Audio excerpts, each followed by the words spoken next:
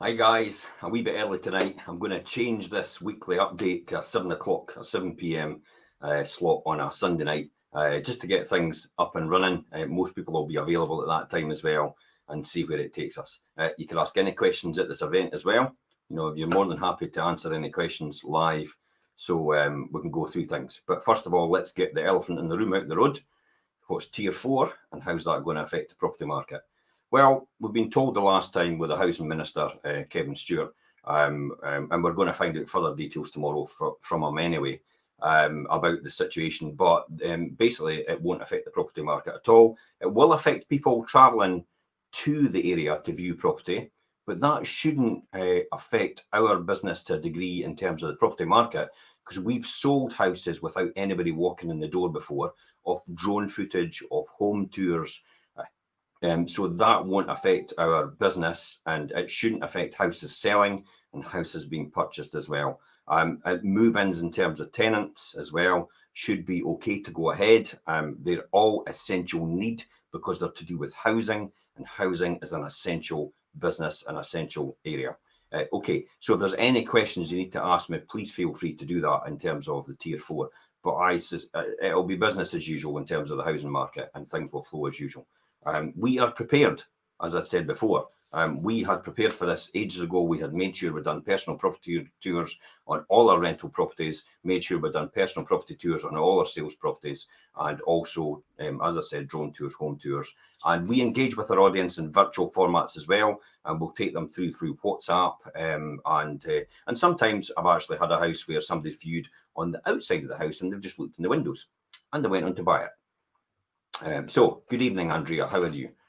So that's where we are in terms of Tier 4. It shouldn't affect our business at all, and it shouldn't affect the housing market at all. In terms of the numbers. Okay, so let's look at the weekly numbers for the week past, from the 6th to the I'm getting ahead of myself actually. It's the 13th to the 19th. I'm living in a week before that. So 13th to the 19th of December in terms of the housing numbers. Now, this gives us a strong indication about where we are in terms of supply and demand in the market and where we are going. So I'm going to share them a wee template here.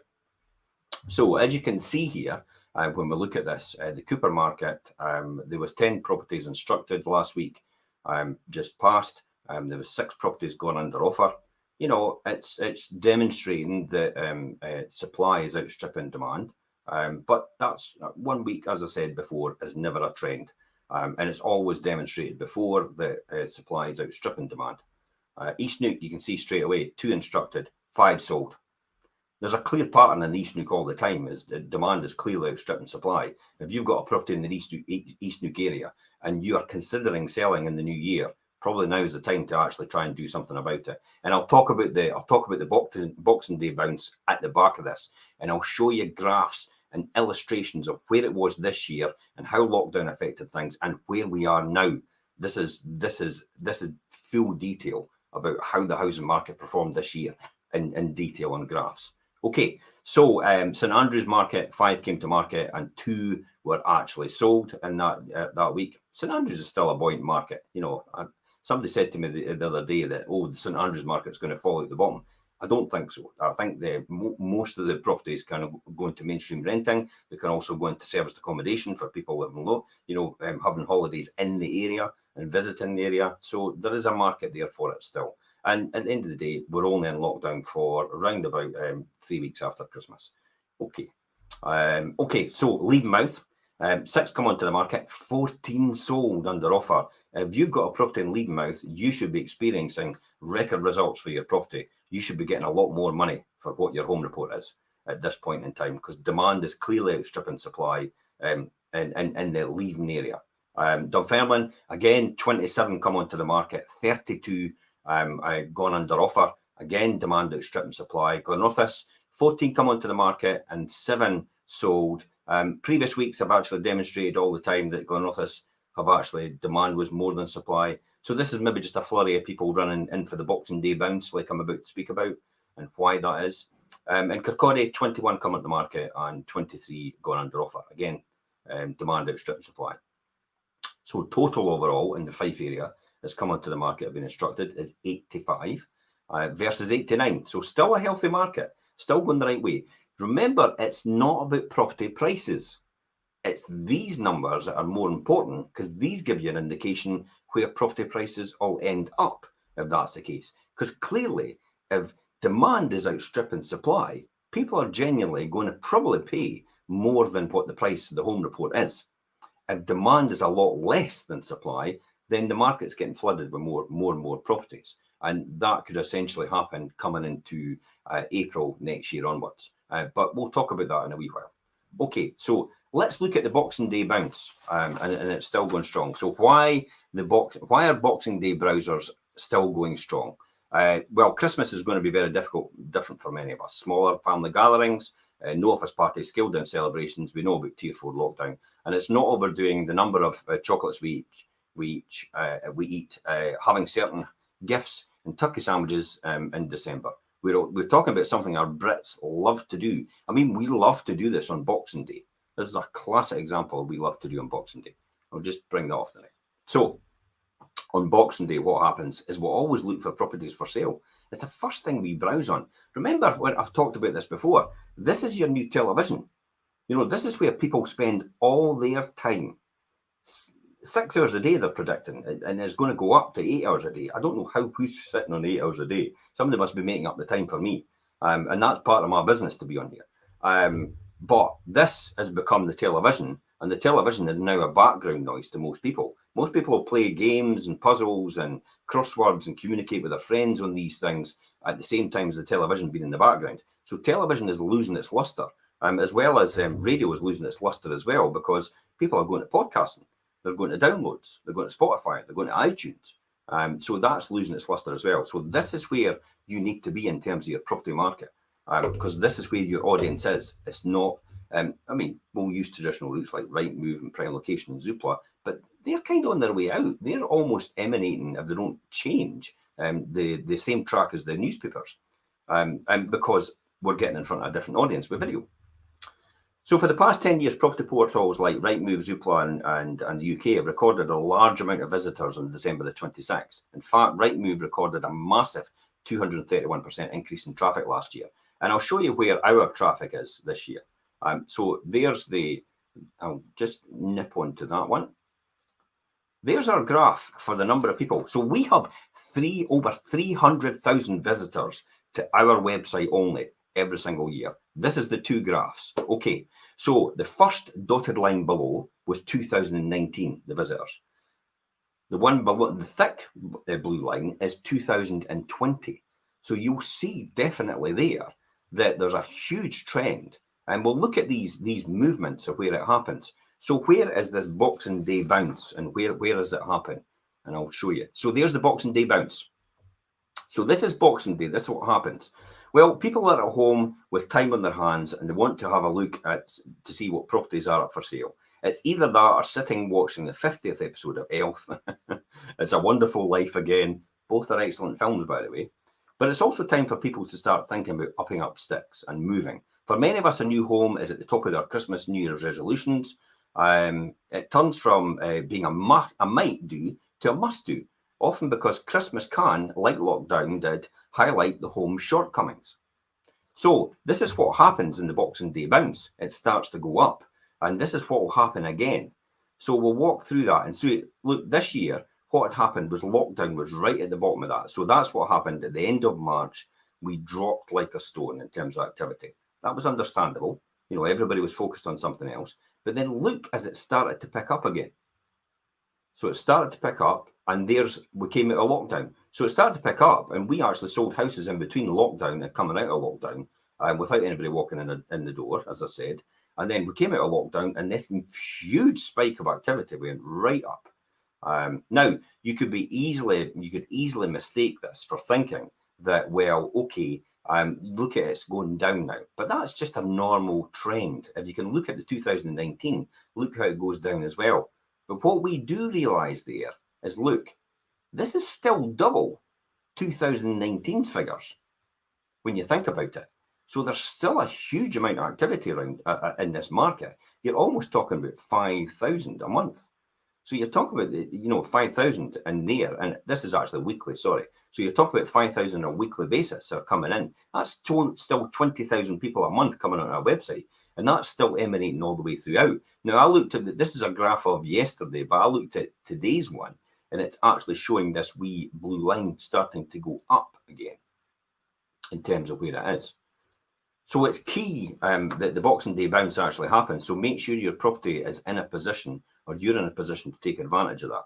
Obviously, people do not want to walk around the home at Christmas and while you're tucking into your Christmas turkey, or as the family sits around the Christmas tree specials. But the key here is to do a do not disturb campaign.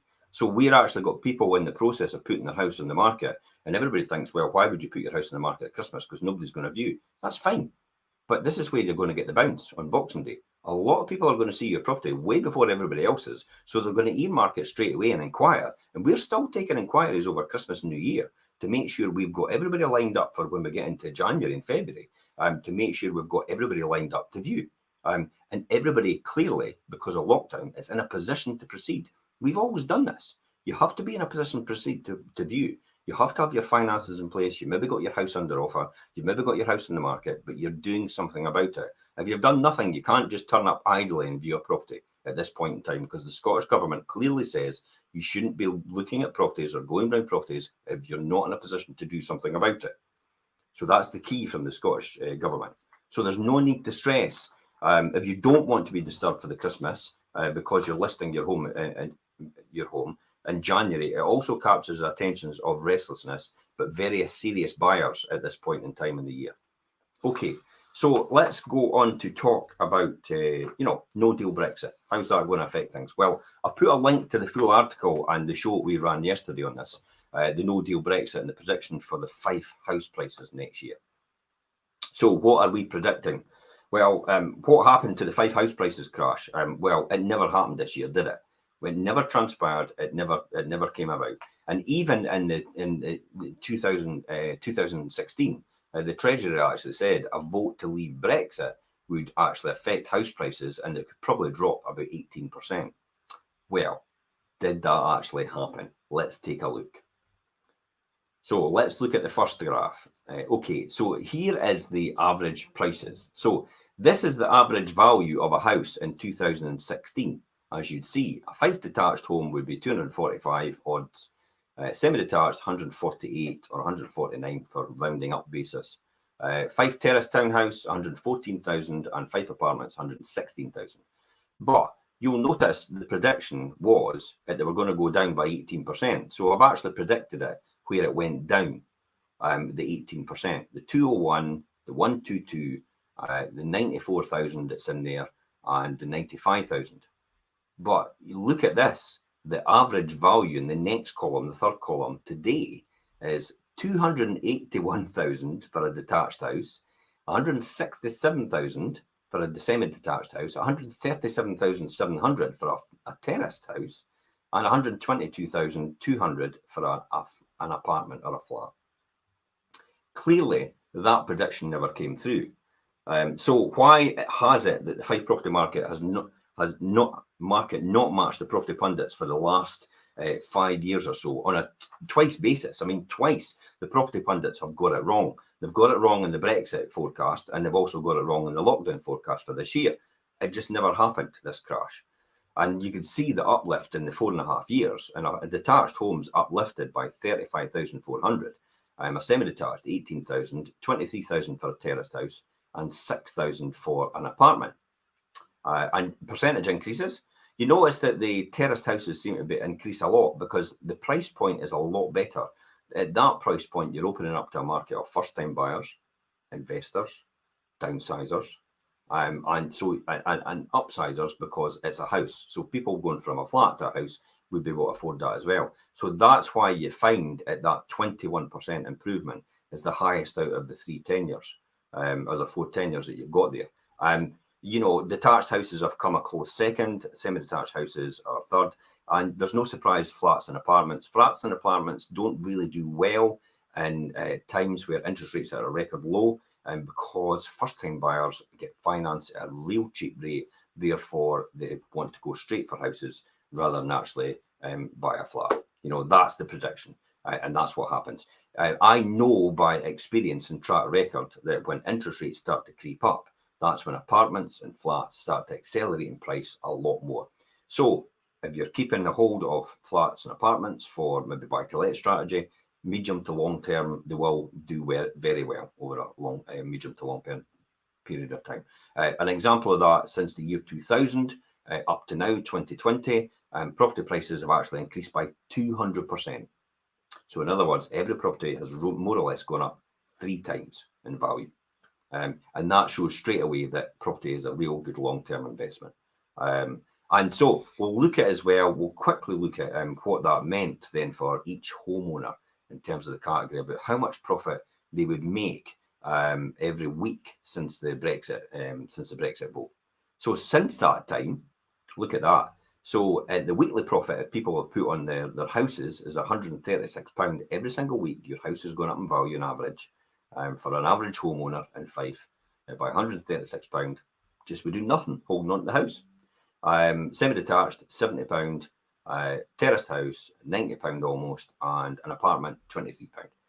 Still, it's gone up in value. That's the key here. The properties are still going up in value. So property is a good investment in the long term. So what we'll do as well is for regional areas, for each of your regions, I will post these wee tables in the comments below for each of the regions. For example, this is the Fife one. I'll post them for Cooper, Glenrothes, Leven, St Andrews and Eastnook. And I'll put all these on in the comments below. These 2 same graphs that you saw just now, but exclusively for your region, showing you the prices average in your area and also the weekly profit has increased.